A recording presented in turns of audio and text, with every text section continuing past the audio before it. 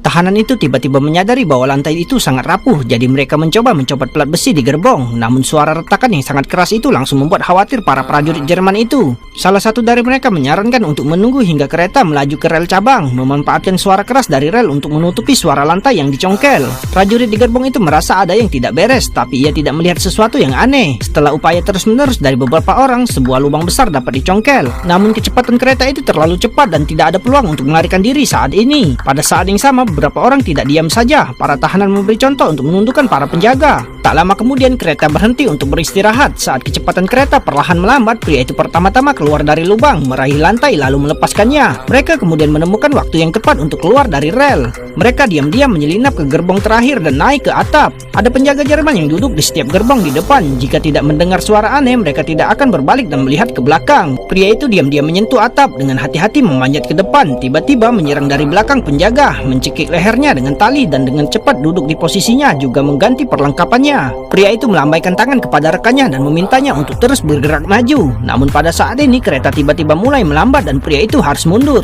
Kereta segera berhenti di stasiun dan para penjaga Jerman turun dari kereta untuk beristirahat. Agar tidak menimbulkan kecurigaan, pria itu juga harus turun dari kereta. Di bawah kegelapan malam, ia tidak dikenali. Karena semua pengawal Jerman berdiri di dalam untuk beristirahat. Menghadapi situasi ini, pria itu dengan tegas memerintahkan seorang rekannya untuk membuka gerbong yang menahan tawanan perang dari belakang dan melepaskan semua tawanan. Dengan cara ini akan ada lebih banyak pembantu dan para tawanan diam-diam naik ke atap dan melompat dari kereta. Serangan pun dilancarkan kepada tentara Jerman yang sedang beristirahat. Tentara Jerman itu lengah dan sama sekali tidak memiliki kekuatan untuk melawan. Siapapun yang melawan akan terbunuh di tempat. Mereka segera menguasai kereta, tapi sebelum mereka sempat melarikan diri, kereta lain datang dari belakang. Agar identitas mereka tidak terungkap, para tawanan dengan cepat memasukkan jasad yang telah gugur ke dalam gerbong. Kemudian mereka menyandra masinis kereta Jerman dan menyalakan kereta untuk terus melaju. Melalui interogasi terhadap para prajurit Jerman, diketahui bahwa mereka harus melewati 5 stasiun di sepanjang jalan, dan setiap stasiun mengharuskan para prajurit Jerman untuk turun dari kereta secara langsung untuk mendapatkan izin. Karena kereta di belakang mereka mengikuti mereka, mereka tidak dapat mengubah rute untuk melarikan diri. Pria itu memutuskan untuk membiarkan pendeta yang fasih berbahasa Jerman berpura-pura menjadi seorang prajurit Jerman untuk mendapatkan izin.